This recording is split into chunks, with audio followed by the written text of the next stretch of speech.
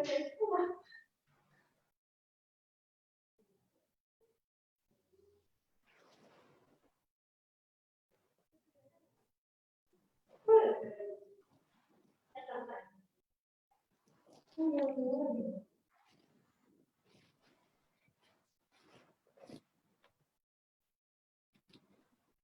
Assalamualaikum warahmatullahi. This is our third overbook session. Every week we will invite a special guest to share about their journey in what they do best and give their thoughts about their favorite childhood children's book. Why their favorite childhood children's book? Because it's amazing how a book can influence your opinion and perspective on things, even from an early age. And today, in our third session, we have with us Puan Jamilah Samian. She is a mother, a speaker, and an author of Cool Mom, Super Dad. Betul? Betul, Nanti? Betul. The first book, then, Cool Mom, Super Dad. Betul, the first book. And she has 3 other books that we'll ask her about later, inshallah. Welcome, Puan Jamilah. How are you? I'm good, Alhamdulillah. Thank you for having me. Oh, no, thank you. Thank you for accepting our invitations for our overbook session. Previously,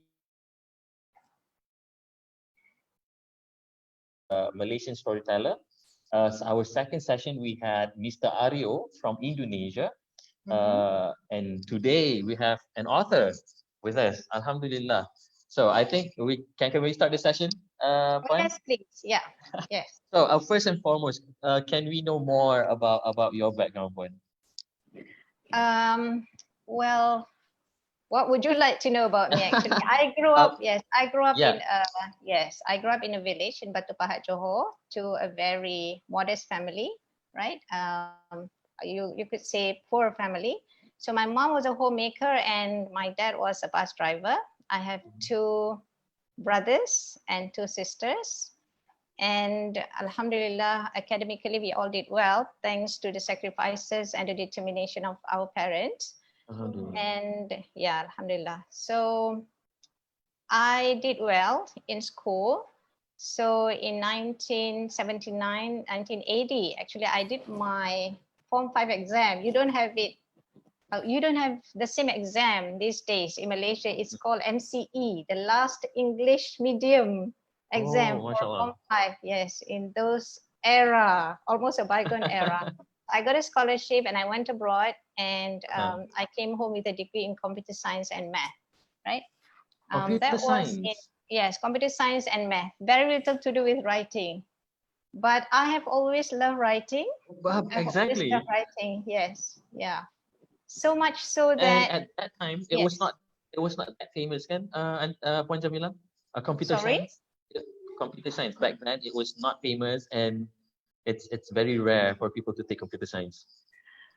Well, it's interesting that you mentioned that actually computer science was a growing discipline in those days, but the computers in those days was very different from what we have today. If you were around in those days, you could not imagine that so much can fit into a mobile phone, because we had like the operations room. Actually, after I came back from the States, I was working with Shell, multinational company, as a systems analyst. So we, the computers was just huge. We only had desktop. And a few years later, we started having a mobile phone, but even mobile phones in those days were huge, something that you can just put on your shoulder. I mean, as an exaggeration, okay, of course I'm exaggerating, but they were not nearly as intelligent as the mobile phones that we have today. So yeah, even it's just you need a huge amount of space to store an equal amount of data. So what we see today is nothing close, nothing near to the days in the 80s, everything 70s. is smaller than this one. Exactly, yeah. So yeah, what I did those days was to design and to write programs for my employer, for Shell. That was in Sarawak. Amazing. And talking about handphones, I remember at that time the famous cars, businessmen usually use a atot, if you Yeah, remember. yeah. Those were the days. Also, Puan, can you tell us more about your journey from becoming a computer analyst, becoming an analyst, to becoming an author? You see, when I was in primary school, I did well in school, and at one point I was presented with a book. It was a Mm. hardcover English storybook written by Enid Blyton. Okay, So Enid Blyton was and is a household name when it comes to children's books. Although my kids definitely. didn't really read Enid Blyton, they have their other favorite authors, children's authors. So that story was a hardcover book. Um, it's called The Talking Doll. And for some reason, I love that book, right?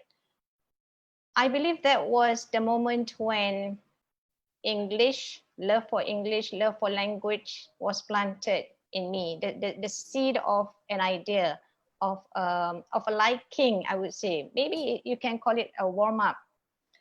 A warm And up. in Okay. fact, yeah, a warm up, a very beautiful introduction to the English language. And I remember enjoying English lessons, although in primary 4 and 5 and 6, my class actually had a very garang teacher. You know, the teacher those days, we still had the cane in class, as well as you could punish children, um, children who are not performing, who are not able to answer questions in class. You know, you can make them stand on the chair, stand on the table, and if you did not manage to answer 3 or more questions, then you get caned on the hand, right? So yeah, those were the days. But despite that, I love the teacher and I love English lessons. And this love for English language actually continued when I was in my secondary school, so much so that I look forward to those moments for my English lessons, including the time when I had my English exams. Mm-hmm. You know, for some people, I know that writing is such a dreaded task, but for me, I look forward to see that question and to get creative, especially when it comes to composition. We call it composition. Another word for it is essay. Yeah, I just get a thrill whenever I had to sit down and write a story. You see. Mm-hmm. And then when I was in secondary 2, when I was about 14 years old, my father used to subscribe to the New Straits Times. That was the English paper back then. Tak ada lagi internet ni, online ni semua. Because I grew up in a kampung. Even in those days, belum ada lagi ada internet. So yeah, it appeared a few times a week. If I remember correctly, it's twice a week. It's written by Adibah Amin. As I was passing, I really was in love with that column.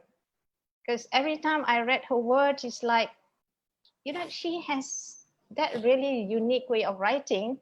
I feel like I really connected. You know, her writing really resonated with me. Yeah. And I told myself that one day I'm going to be a writer just like her. Wow. And make people feel the words that I write. You know, she had such a great impact on me. In fact, if I may add, I was not the only one who got influenced by Adibah Amin. I've heard of at least a few other writers who had such an impression when they read Adibah Amin's works. Even until today, I still have her books, yeah, because her writings have been collected and have been made into a collection and published as a book. It's like a memoir of some sort, not really a memoir, but you know, it's a collection of her essays. It's really lovely. I can go back to those days again and reminisce the very beautiful moments I have with the writing. So it just grew stronger. But then when I went abroad, I studied something else because journalism or even writing was not an option those days. when you go abroad, you either do engineering or mathematics or computer science or biology. Exactly. Yeah, and that is also true for me. In fact, I had cousins who went abroad. They all went for engineering, especially, and I never saw that as an option, doing journalism or writing or anything that is considered as artistic. So yeah, I came home and started work with a multinational company. And then I quit after some years because my eldest son was having some health issues. Okay. Yeah, and then some years later, I started dabbling with writing again, copywriting, and this and that. But what started me on the journey of professional writing was when I went abroad. Okay, where was that?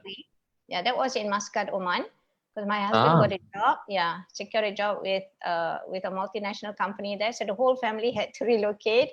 And Okay. because of some rulings that I couldn't get a driver's license, I was stuck at home, and I wanted to do something different. And then yes.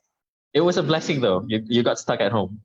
Yeah, I got stuck at home. Just like now, you could do other things. You could do certain things that you thought you wouldn't be able to do, but when you have time in your hands, there are lots of things that you could do. Exactly. So yeah, I started writing for the Gulf News, New Straits Times, especially. I got some articles printed, and then when the family returned to Malaysia, that was in 2002. I began to get a bit restless again because I've been writing a lot of articles. So I thought maybe I need to stretch myself a bit further, and I needed to write a book. Yeah, so that was how my first book called Mom Super Dad came to be published. That was in 2006, and I'm working on my 7th book now. Oh, mashallah. Yeah. So I'm working on my 7th book now, which is a bit of a challenge because Why is that? Well, it's a bit of a challenge because I want it to be different from the rest, from the other books that I've written. I get quite a bit bored with my old styles. It's not really like style. I think style of writing, I don't think you can really change your style of writing, but it's more like trying to stretch myself a bit more. What else can I do rather than repeating the whole thing? Is there a better way of doing things? And also I want it to be better than the other books that I've written. So I'm taking a bit more time now. Oh, okay, that's good. Which are the other titles, Auntie? The first book was Cool Mom Super Dad, and then book number 2 was Cool Boy Super Sons. The third book was The Kindness Miracle, which came into being as a marriage book because after writing parenting books, I realized that quite a significant number of problems in parenting was due to a marriage that don't really work well. Okay. Yeah, so that set me off to write a marriage book, Kindness Miracle. And after that, we have Parenting Generation Y and Z. Generation Y and Z were the first 2 generations that are raised in Wi-Fi, the internet generation. Yes. I did. And after that, I have an ebook which is downloadable from my website. It's called 77 Power Parent Tips. And the 6th book is Leadership in Parenting. And the 7th book working is? On the 7th book. Yeah. Do you have a title? No title yet. It's gonna be a secret. The working title is the best parenting practices around the world, because what my husband and I have been doing is that we have been traveling quite a bit to different countries. And I've been following. Yes. Yeah. So we want to see, quote and unquote, the best practices, how these countries across the world, how they approach parenting, how they raise their children. And you'll see actually parenting is heavily influenced by our culture, which might not be apparent on the outside. So there is a huge amount of research to be done, and I'm still struggling to put my finger on it, because it's just, it's nothing like what I've done before. So that's why it's taking a bit more time. Inshallah, I pray that it will be a wonderful book. I hope it will be beneficial for for parents out there. I think Inshallah. kita lag sedikit. Okay, Ati, what's who is your biggest inspiration? Who inspired you the most in your journey as an author? Definitely my parents, my late parents. Yeah, because they have always been my biggest inspiration. Even when I was small, they had such great emphasis on learning and growing yourself as a person, even though they didn't really talk much about that, but it's just their actions. You can imagine, like my father, they believe the New Straits Times, when he was a bus driver and he earned daily wages, daily income. He didn't really even think about saving for tomorrow in the sense where tak nak kumpul duit banyak-banyak, but he knew that he had to spend whatever that needed to be spent on the children. The two main things that they spent were on the schooling and very good nutrition. Education and Education, yes, good food. nutrition, yes, and good food, very important, and a very stable marriage. So in fact, when I was growing up, I realized that we were quite different from some other families that I've seen who might be doing financially, materially better than us, but they did not actually place an equal emphasis on education, on learning. Things like buying books, making sure that we do well in school and feeling supported. And in fact, Bila Raya pun, during Hari Raya, it was never in our family when we were growing up, when me and my siblings were growing up, it's never a big deal of nak cat rumah ke apa. Those kind of things were not really a priority for us. It's always about learning. Oh, okay. Going back to school, buying new books every year when it starts. I remember when I was in secondary school, there was this book loan program. That was the first year it was introduced, and I was eligible for that book loan program. And I told my father about it. Bawa balik borang. You know what my father said? What? He said this is useless. The book loan program is useless. You are not going to participate. Because he said, if you use it now, by the end of the year, you'll have to return it. You cannot use it for revision the following year.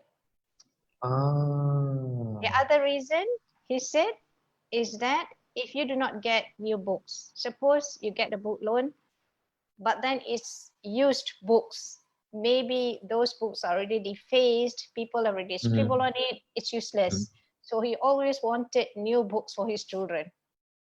Wow, that's amazing. That is amazing. It's probably not amazing when you have a lot of money, but the priority. Yes. Yeah, and my mother was like all the way together with my dad on this. It's like no questions asked. Whatever we needed when it comes to schooling, we get it. So that's the amount of reverence. Yeah, that's really, the amount of reverence that they have for books and learning, education. Yeah. No wonder you're going, internationally speaking about parenting. You have a great parent, one. I think if I can do just a fraction of what they did, given their very limited resources, then I'll be thankful. I'll be grateful. Yeah, I don't know how they did it. And I'm sure when we ourselves look back at our own parents, it's really amazing what they have done. I'm sure I'm not the only one who feel really grateful for what my parents have done. Inshallah. Inshallah. Do you ever feel demotivated along the way being an author, feeling like you want to stop being an author? Ada tak? Ada tak? Tak Do you pernah. have that feeling? Oh, tak pernah. Never. Never. Always motivated to do so. Yeah, I just want to continue writing because it's not just about writing. I enjoy reading even until today. I read fiction books, non-fiction books, all kinds of books. And it's Mm-hmm. there is always something that you can learn when you read what other people write. Yeah, I feel that Mm-hmm. it's this is what we call santapan. It's santapan minda. It's food for the mind. It's really, Mm-hmm. when you read an amazing book, books that resonate with you, that really touches you, it opens up another avenue. In fact, I feel like I know, I get a bit I wouldn't say uncomfortable. I feel a bit odd when I meet people. People say, okay, you have written like several books. I don't see myself having arrived in that way, because I Uh-huh. feel like when I see um, writers who have written so many more books and the impact, it really moved me and touched me. You expand your horizon. I see a new horizon. I feel like I've got so much more distance to cover within this Okay. short life. Yeah. So it's kind of like a never ending journey of improvement. It's what do you call this? Long apa nama tu? What do you call that? Long life learning? Was it? Yes, yes. Long life learning, never ending. Okay. Never ending, definitely. Okay, Puan. We are going to our next segment. It's about Mm-hmm. a childhood children's book. Yes. So, what book would you like to share with us today? Which book that you loved when you were a child? Definitely, I know mesti banyak you akan ada banyak buku, but the one that really stick in your head. Growing up, I used to read a lot of Enid Blyton's books, Mhm. but I didn't really own them. I read a lot in the library, from the library, whichever library that I managed Uh-huh. to go. Yeah, those were the days. Yeah, but what I really would like to share with you today is one of the books written by my children's favorite authors, Roald Dahl. He's a British Hold on. author, yes, Mhm. but he's born of Norwegian parents, originally Norwegian. And for those of you who are familiar with Roald Dahl, actually his adult books are quite different from his children's books, because his adult books are quite crazy in the sense like some of them get very weird, in fact. Very But his morbid. children's books are very, when you read the children's books, it's really like it hooks you. That's what it Mhm. does. Yeah.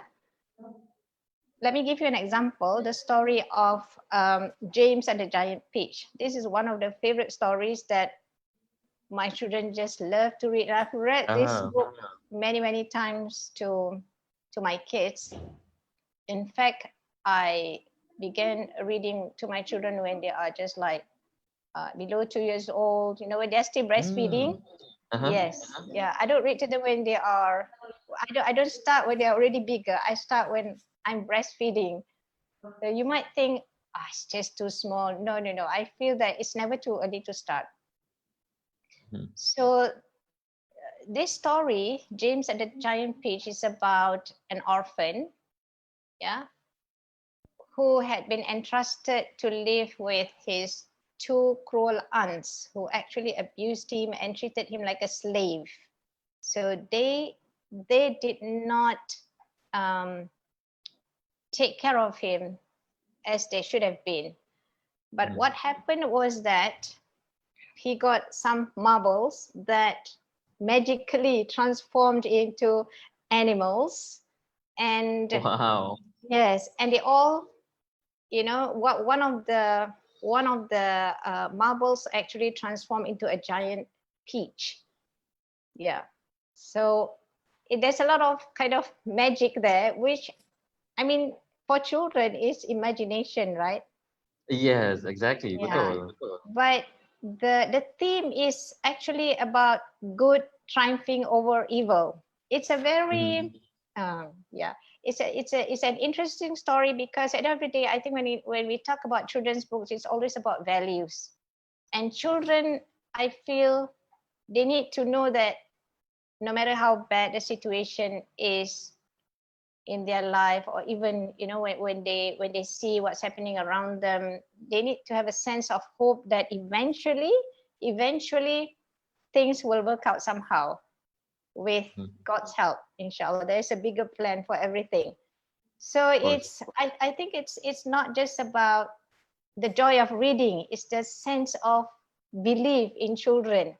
You know, when you read to them, it's a happy ending.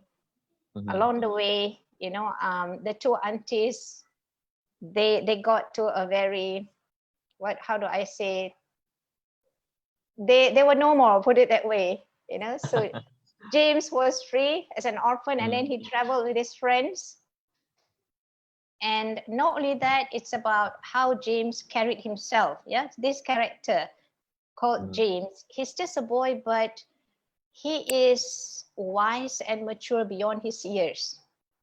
When he dealt with the animals that were traveling with him in the Mhm. pitch, in the giant pitch, how he was the leader amongst them. So you could see the leadership qualities, how he pacified them, how he responded to the conflict. So there's a lot of Uh-huh. elements there. How he was generous towards them, and how kind he was. And even in the end, having said that, when they settled down in a city in America, you know, the animals together with James and the giant fish, James didn't want to keep it to himself. He wanted to share whatever he had with especially with the children in that city. So there's a lot of Mm. values in that novel. It's a Good novel, actually. values. It's a children's novel. Yes. Yeah. What was your initial reaction to the book? Did it hook you immediately, or did you take time to love the book? Yeah, I loved it immediately. Yeah. Most of the books, I would say, if the first few pages didn't hook me, then I'll put it down. I only read to my children books that interest me as well. You know, Okay, so okay. yeah, if I find it interesting, then I read to them. If I don't find it interesting, because I feel that it's kind of hard if you yourself are not interested in the book. You know, when you read a book, when you read to children, you need to be animated, enthusiastic, and children can Exactly. sense that. If you read in a way that is monotone, you sound bored, it sounds like it's a chore, they're not going to get interested. If you yourself So are not it interested, how are they going to get interested? exactly. So it's not just about the book, it's about the person who's reading the book to the child, betul? Nanti? Exactly. Yes, yes. Yeah, the What was love your of the book. Sorry? I think trying to read in a very good tone and intonation, I think it's best to go for storytelling class, Always, maybe. always, it's always. I feel that it's, maybe that helps, but it's the engagement that you have with that child, how you emphasize certain words, you know, just like having a Mhm. conversation, not a monotone thing. I mean, you do not have to be an actor. Maknanya you tunjuk minat dalam cerita tu. And you Mm. look at the child's face, you know, when you read to them the story, it's really like it's a magical time for you and that child alone. And I think that is why it's very important for you as a parent to love the book first before you can read it to your child. Because if you don't love the book, then it will become monotonous. If you are into the book, into the Yeah. character of reading, then you'll be more apa ni, they'll love it when you read the story because you pun sendiri suka cerita tu, betul? Yeah, betul, that's true. But you Mm. see, some books are very simple, right? Just a few pages. These are the beginners books. But Mhm. for a child who is already 5, 6, 7, usually they will like books that are thicker. That Mhm. means the plot thickens with the thickness of the book. You know, there is an element of conflict, character Mhm. development. But the only thing that will comment is that when it comes to children's books, sometimes it's, of course, it's not really quite close to reality. In reality, we have people being people, you know. I mean, I would say practically everyone as a human being, sebagai seorang insan ni, we have good and bad. But characters in children's stories usually, it's either black or white. Either you're the hero or you're the villain, which is not really reality. So this is something that we need to remember when we tell the stories someday, you know, in our own way of explaining or guiding the children. You know, reality is not like fantasy. It's not like fiction. In children's fiction, yeah, it's not black and white. Yeah, that's what life is. A lot of gray areas. Betul. In James and the Giant Peach, which one is your favorite character? Okay, I know your favorite character definitely must be James, the 7-year-old James. But how can you relate to his character? How I relate to his character, he's an orphan actually. James is an orphan, and you know, growing up, actually what happened was that I grew up in a kampung, and we used to have peddlers coming to our kampung. Peddlers ni orang jual something lah. Ada yang jual kain, ada yang jual ubat. And those days, we are talking about 50 years ago, half a century ago, there was no such thing as stranger danger. So the front door was always open. Betul. If somebody comes in and says salam, you know, you didn't feel threatened at all. So such people were always welcome to my parents' home. And my mom, well, my dad used to work 7 days a week. So in those days, it would be my mom at home and me.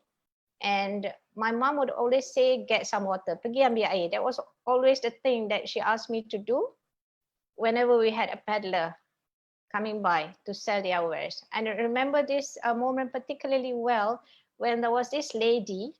She was very heavily pregnant and she was balancing something on her head. I think she was bringing some kain, you know, and she looked so tired. She came, and then before my mother said anything, I knew what she would say. So I went to the kitchen, got some water, and my mom added some biskut bagi dia makan, and give him some water. And my mom didn't even buy anything from her, but my mom used to say the word kesian, you know, kalau tengok animals, kucing ke, anjing ke, any animals yang kena belasah, kena pukul ke apa, she always say kesian. How can you do that? When she sees someone who is in need, she would say kesian. So that is something that the James character is something that I relate to very, very much. Yeah. And you did ask about, apart from James, what is the favorite character? I like particularly character of the centipede. Centipede? Yeah, centipede, yes. Why is that? He had centipede, lipan, in that story, James and the Giant Peach, because he's a very interesting character because he had many legs and he had shoes on all of his legs. That's a lot of shoes. A lot of shoes without Velcro. You know what that means, right? That means you literally have to tie and untie the shoes. Oh no. Yeah. So I remember reading this particular passage where he needed to go to bed. And then the spider, you know, you can ask, I know you will ask, how do they sleep in that big peach, giant peach? Well, exactly. What happened is that the spider, one of the animals that was in the giant peach together with James, he made hammocks. You know, he used sarang laba-laba dia jadi hammock. So everybody for everyone. But this particular centipede, he needed to take off his shoes every time he wants to go to bed. So, you know, they were like throwing brickbats to each other, all these animals, the grasshopper, the centipede. But James never got upset. It's like, you know, he would help the centipede take off his shoes and put them away. So it's very interesting how, he managed the conflict between these animals. And I mean, I've read that book so many times. Yeah. And for a children's book, he actually developed the characters very well. There was conflict, there was even hatred, envy, and Empathy. like empathy, kindness, generosity. But at the end of the day, it's always about people able to work together. And this is one of the things when we read to children, it's also good to have a reflection session. You ask them, what do you think about this character, that character? How could things be better? What makes them able to overcome the troubles, the challenges that they had? And you can see this is something that is very, very pertinent. Either you are siblings or friends. Well, I would say particularly siblings, especially in this MCO period when we have to stay together at home, not being free to go out. People are always different from one another, just like siblings. We all are so different from one another. Yeah. Even though we came from the same womb, born of the same mother, but we have different personalities. And yet, despite these personalities, you are able to somehow find a common cause, something that you can champion. And that is actually at a higher level.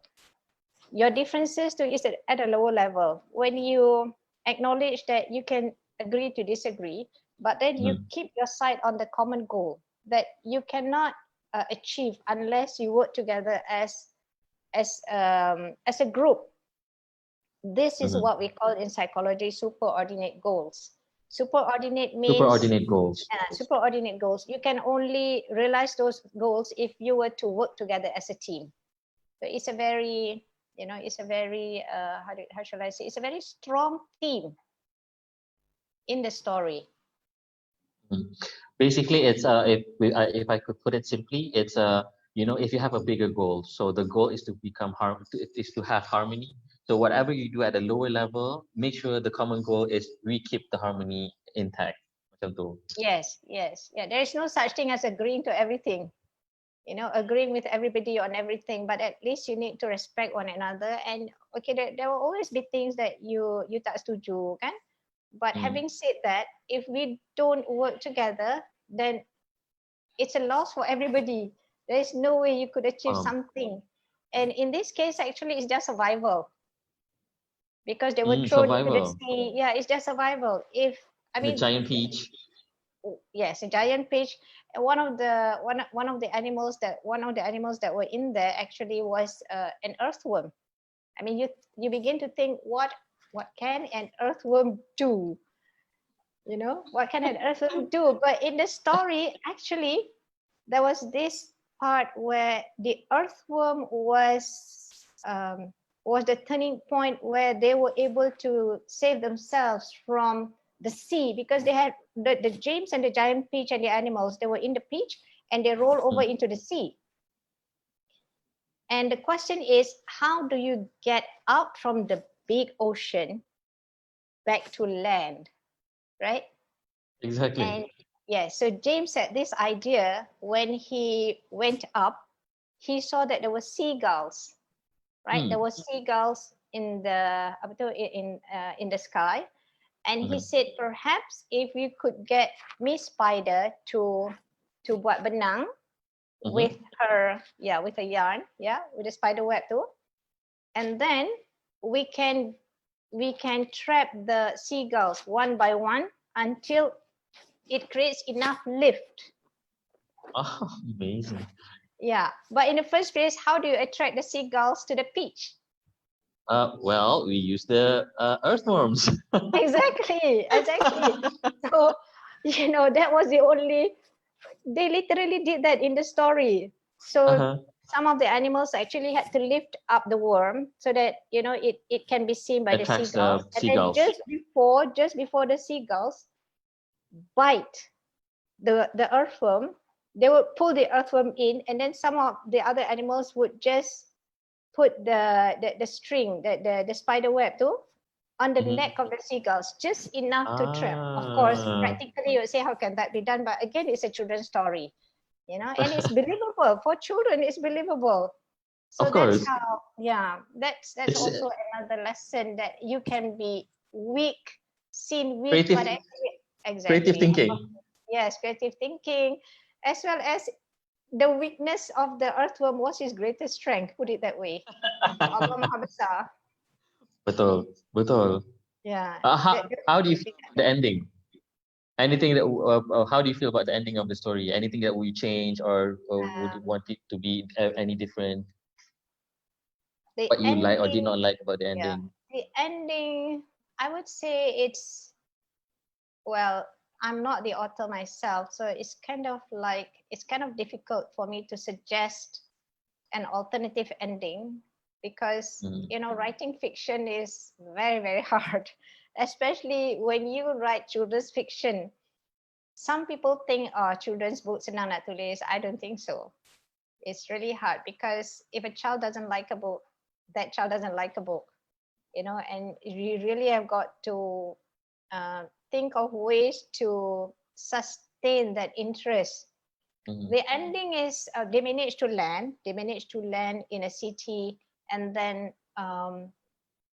James Using the and all the seagulls. other animals, yeah, using the seagulls, because they just cut, right? The centipede, if I'm not mistaken, the centipede was the one who cut all the web, and then they drop right into New York. So it's, if I'm not mistaken, it's the city of New York, and then it Uh-huh. became like, yeah, they became the center of attention, and they shared what they have with the people, the adults and the children, and then people had to purchase tickets to see the peach, and to see all the other Ah, animals, yeah, which are not, the animals are giants, by the way, very friendly. So it's really nice. Like I mentioned in the beginning, James could have chosen not to do that, but in the end, he, being who he is, actually, he's very unselfish. He likes to share a lot of things, kindness and generosity. And when you share what you have, actually you gain more than what you share in the end. Yeah, yeah, definitely. Yes, I yeah. believe so as well. Also, you see, inside the story, although in the story, actually, James was supposedly famous, actually didn't care about the fame. Mhm. You know, I mean, when people come and see him, there was no mention about him basking in fame. And I think that's also an important lesson for our children as well as for ourselves, because with social media and this and that, it's good for us to ask ourselves how we use them. Is it for good or for Mm. bad, or to feed our own ego, or is it for a greater good? Yeah, it's always Wow. a question that we need to check, especially bulan Ramadan ni. Okay, Auntie Jamila, did the book change your perspective or influence you in a way how you perceive the world?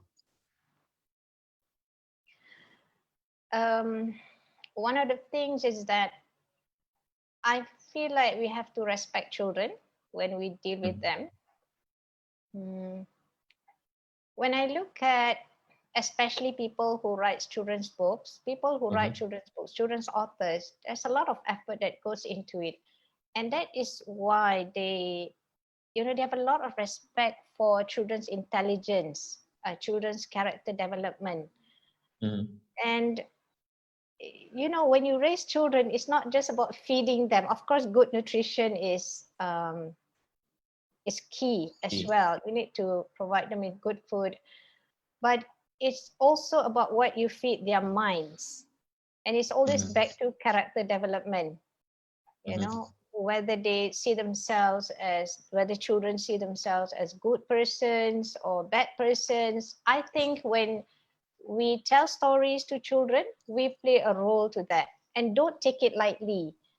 When Mhm. you spend time with children reading to them stories, try not to be distracted with whatever task that you have to do. Mhm. Sometimes we feel like, when you have a child coming to you and saying, please read this book, keep to your promise. If you say that you're going to read that book, and you will find the time to read no matter how busy you are, if you realize how important it is for the child's development. Yeah. Okay. So yeah, it didn't really, I wouldn't say it changed my perspective remarkably. It's just that it strengthened or clarified what I have in my belief as a child. Because I mean, towards children, because it's more like planting seeds of intelligence, of curiosity, creativity, imagination. So it's time worth spent reading to children and talking about books. Don't ever feel like you're wasting your time. Kerja tak siap and this and that. It's actually an investment, a worthy investment. It's a quality time. Yes, very much so. I think we're at my last question though. Auntie Jamilah, do you have any tips on how parents to instill the habit of reading to young children? I did mention that for moms especially, you can always, start when they are very young, even when you are feeding them, breastfeeding them. Don't just read books at bedtime. This is a good time to read, bedtime, but it doesn't have to be just at bedtime. I would say at least a few times a day. And I have also parents coming to tell me, toddlers, 2-3 tahun, who have their favorite books. And sometimes if you might feel annoyed when a child of yours keep asking you to read the same book over and over again. Rasa macam nak muntah dah, balik-balik buku ini juga. No, that's a blessing. Because that child is beginning to have a favorite book. It's a fascination with a book. Every child should have their own favorite book, at least one book. And that's how, when you grow a tree, it takes time for the tree to grow. Definitely. It's not going to bear fruit like they sow. It's not possible, at least a few months, That's one. A few. Kalau durian, it will take you 20 years. Exactly. You see? So it's not something that is magic. It's not instant. We are not talking about instant development, instant gratification. Yeah. And make a difference between learning like spelling dengan baca buku tu semua, because you don't want telling stories or this special time sharing a book with a child. It's not the same as doing homework. It's not the same, because doing homework might feel like a burden to some children. So don't make it feel like that. So don't ever comment like, alah tak pandai baca juga, ni apa ni, cuba eja ni, things like that. Sometimes you see parents that don't confuse that, because you are going to turn the child off from reading. Make it as pleasurable as possible. Make it really memorable, very special time. When you do schoolwork, that's something else. But when you do read, and of course you can even read stories from their school books if there are such stories. But children being children, the younger they are, the more fun it is, the more motivated they will stick to reading, their curiosity. And remember, it is not just about grades. Yeah, reading is not even about grades, it's about lifetime learning. We want our children to keep on learning, wanting to improve themselves, not like sampai secondary 5, they're already burnt out of homework and they hate books. We don't want that.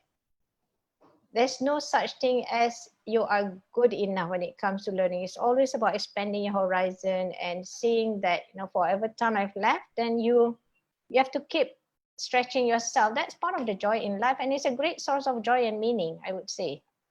I agree.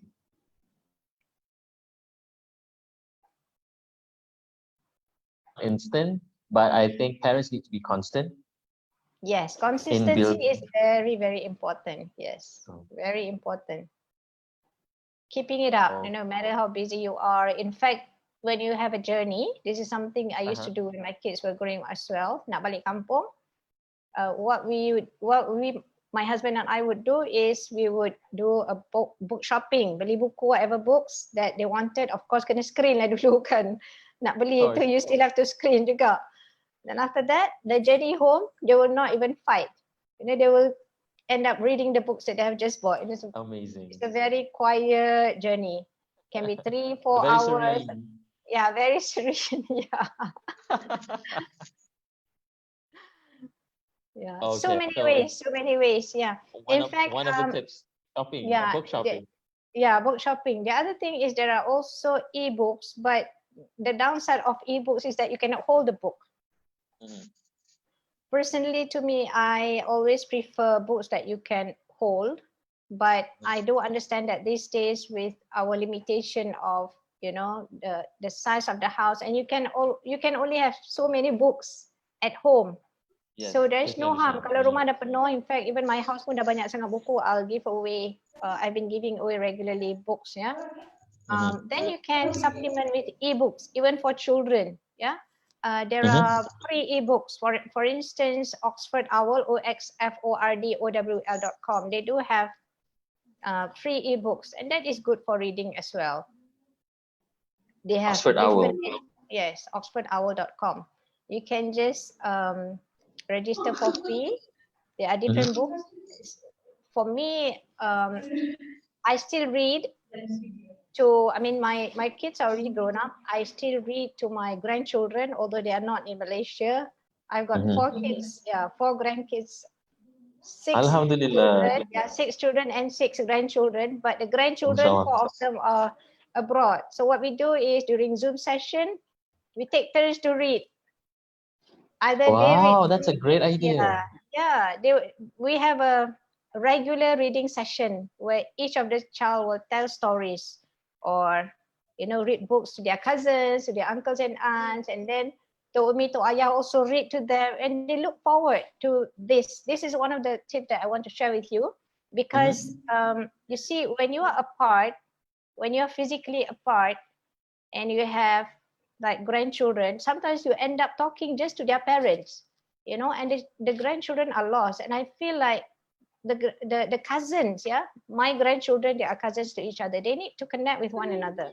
So this is one of the ways which me and my husband, we have devised this where they can read to each other and they really look forward to it. It's okay kalau budak tu tak kerti baca lagi, kalau dia boleh cerita from the gambar tu pun, it's okay, it's alright. It's not just about reading, it's about connecting with their relatives, with their cousin brothers and cousin sisters, and they just love it.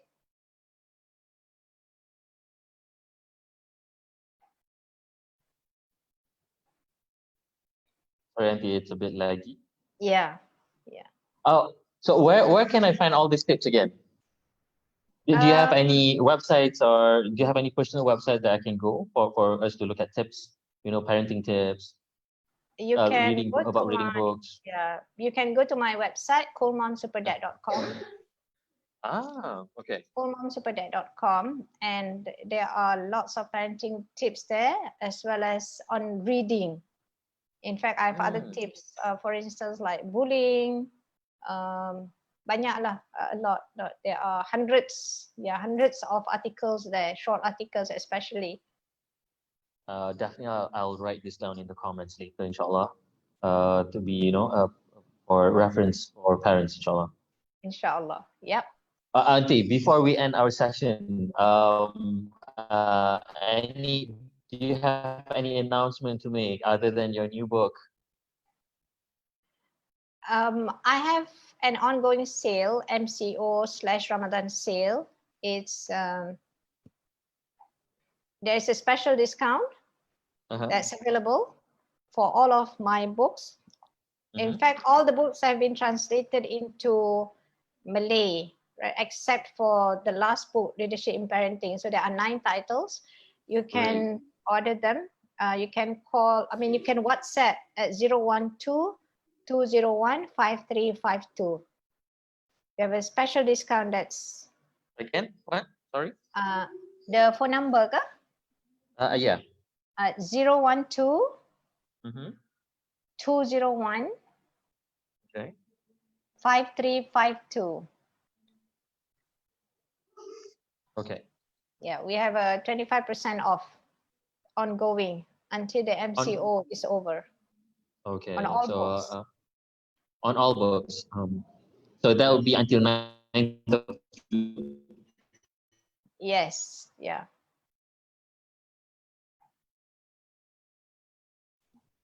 Get it on the website, or they can They can WhatsApp you WhatsApp. Yeah, they can WhatsApp me. through this They can number, get it. right? Yeah, they can get it from the website coolmomsuperdad.com, COOLMUMSUPRDAD.com, or they can WhatsApp the number. Okay, definitely. Auntie Jamilah, thank you so much. Thank you so My much for pleasure. being in our Overbooked session. That was very, very insightful. Thank you so much for the tips and Most sharing. welcome. Thanks for having Inshallah, me. you're welcome, Auntie. We love to have you. Previously, you were in Edu Mentors Academy session, right? Yes. Yeah. So we have every Saturday we have a Saturday Parents Book Club where we discuss with parents on books. Mm. So inshallah we'll keep you updated.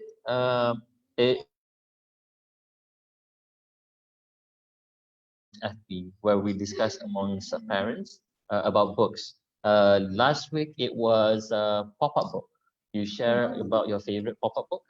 So we'll keep you updated on this week's title. Or maybe it's going to be next week. Sebab orang takut busy kan Saturday ni takut Yes.